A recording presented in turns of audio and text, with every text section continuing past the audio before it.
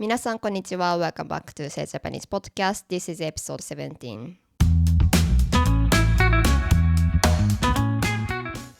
先週の土曜日は国際女性デーだったので、今回のエピソードでは記念に私のおばあちゃんについて話します。なぜかというと、私のおばあちゃんが私の人生の中で初めて、そして唯一の、自分はフェミニストだとはっきり私に伝えてくれた人だからです。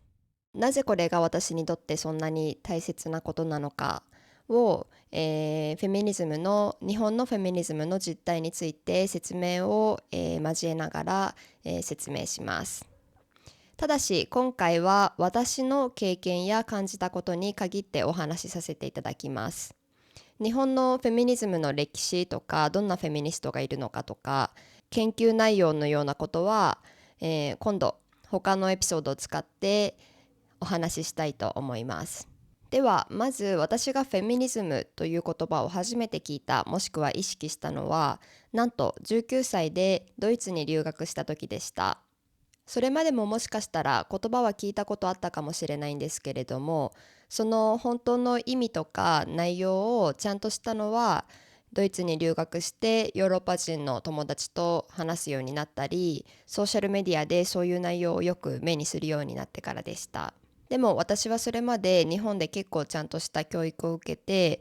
高校や大学にもちゃんと行って、学校以外でもバイトしたり旅行したり、いろんな人に出会ったり話をする機会が多かったですけれども、それでもそれまで一度もフェミニズムの話をしたことがなかった、見たことがなかったっていうのは、日本でフェミニズムというものがあまり浸透してないことを表すのかなと思います。ただフェミニズム的な運動自体は1911年頃から、日本にも存在していて、世間一般的にも有名な、フェミニスト社会学者とかもいます。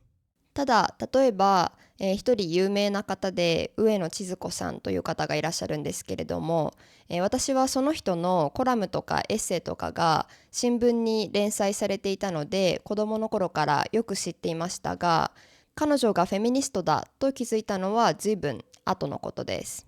それまではただ単に、厳しいことをズバズバ遠慮なく言ったり、いろんなことに批判する人ということしか知りませんでした。メディアはそういうフェミニスト学者のことを平等な世界を目指す人たちではなく、女性の不満を代表して言ってくれる人とか、男の悪口を言う人、厳しい批判をする人っていうふうに少し揶揄して取り上げるということが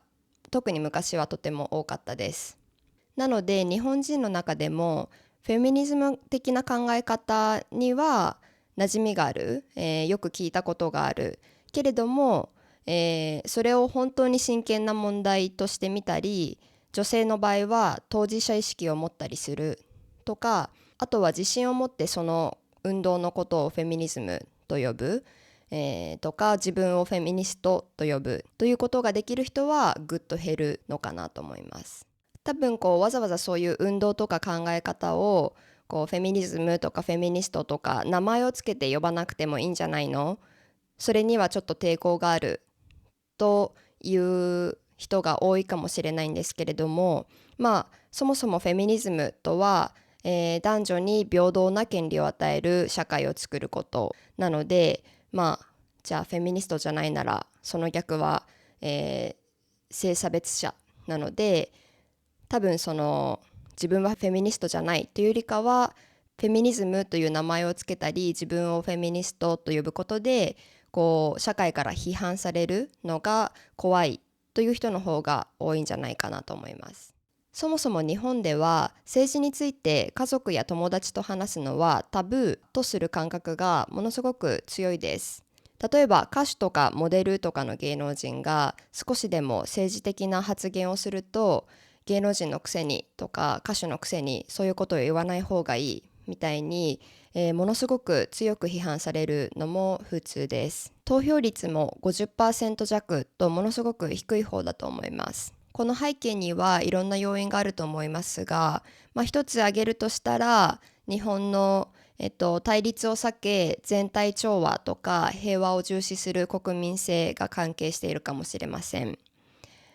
私が今住んでるスペインとか、あとはフランスとか特に、ヨーロッパの方ではこう気軽にカフェでコーヒーとかバーでビールを片手にしつつ、政治について激戦を交わしている友達たちといったような光景をよく見ますが、日本ではそういう光景はほとんど見ることはありません。というわけで、ドイツ留学中とても素敵な友達に囲まれて、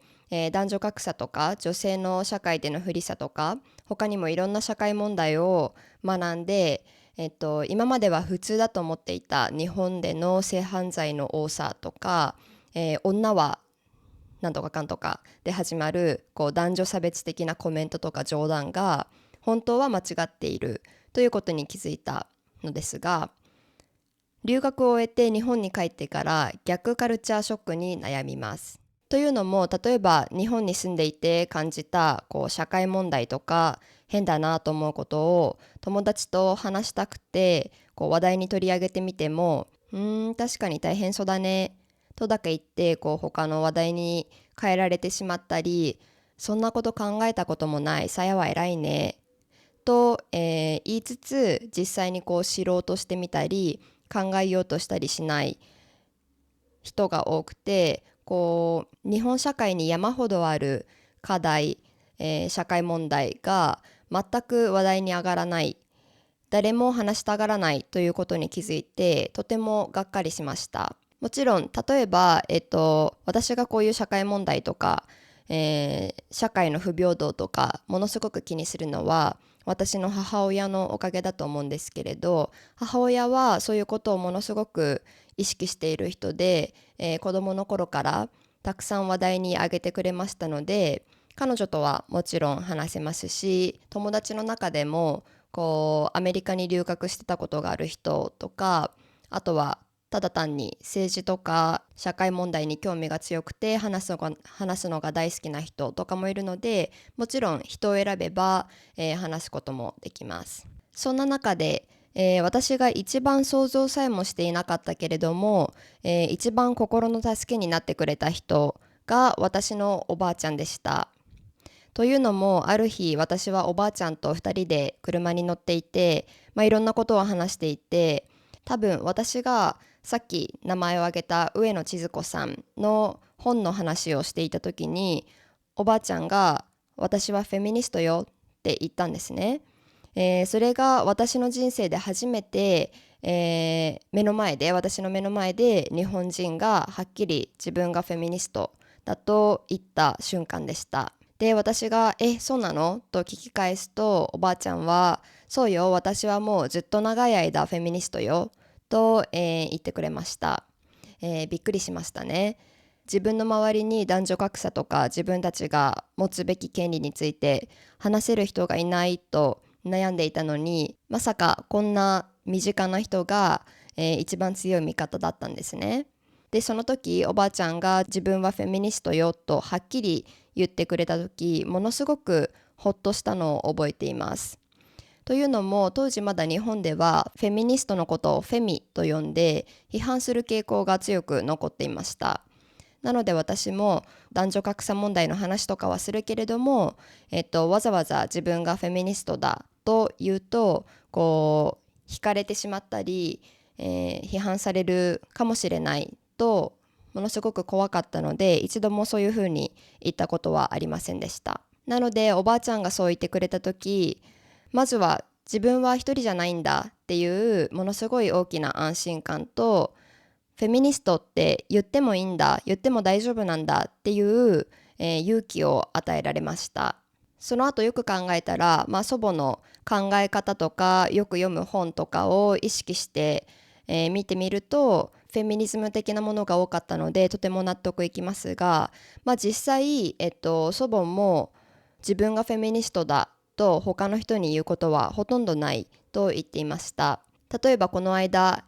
祖母の住んでいる地域でたまたま上野千鶴子さんの講演会があったんですけれど、祖母は、自分の周りに興味がある人なんて絶対いないと思って誰も誘わないで一人で参加したんですけれど、行ってみたらなんとそこにジムで知り合った90歳近い友達がいて、すごくびっくりしたし嬉しかったというふうに、祖母は言っていたので、若い世代の私でさえフェミニストとして孤独感を感じているので、祖母の世代にとってはもっと強く、そして長い間孤独を感じていたんじゃないかなと思います。現在私は日本に住んでいないので、なかなかおばあちゃんに会えませんが、会った時には昔の日本はどうだったのかとか、日本の女性はどんな状況にあったのかとか、なるべく聞いたり、日本にいない時は電話や LINE でそういう情報を交換したりしています。例えばこの間はおばあちゃんが日本での性犯罪に関わるニュースを教えてくれたので、私はフランスでのジゼル・ペリコさんに関する、情報を教えてあげました。あと私が最近、日本におけるフェミニズムの第一人者とも呼ばれている田島陽子さんという、研究者の本を読んだと言ったら、たまたまおばあちゃんが毎日読んでいる新聞で田島陽子さんの連載がやっていたので、今毎日その連載の、記事の写真を撮って送ってくれます。私のおばあちゃんは世界で一番かっこいいと思います。おばあちゃんと日常的に、こんな会話や情報の交換をできるなんて、私は本当に恵まれていると思います。その恩を返すというまでにはいかないですけれども、祖母や同じ世代のフェミニストの方々が感じてきた孤独感や苦労を無駄にしないように、私も何か少しでも社会の変化に貢献できるように、頑張っていきたいなと思っています。でまた最近私が気づいたことは、そういう昔の日本でのフェミニストとしてのネガティブな体験のせいで、結構日本のことを知ろうとする努力すらしていなかったんですね。やっぱりスペインに住んでいて、ヨーロッパのものすごく進んだフェミニズムとかの情報を得ている方がまだ幸せになれるので、少し日本の状況を知ろうとする、学ぼうとするというのを避けていたんですけれども、勇気を出して最近調べたり本を読むようにしてみたら、日本でもいろんなことが変わってきている。いろんなフェミニスト学者が、活躍していて、メディアでも取り上げれることもものすごく多くなってきたということに気づいたので、今後はそういう勉強もたくさんして、重要な情報があったら皆さんともシェアできるようにします。というわけで、私の祖母の自慢を最後まで聞いてくれてありがとうございました。また次回のエピソードでお会いしましょう。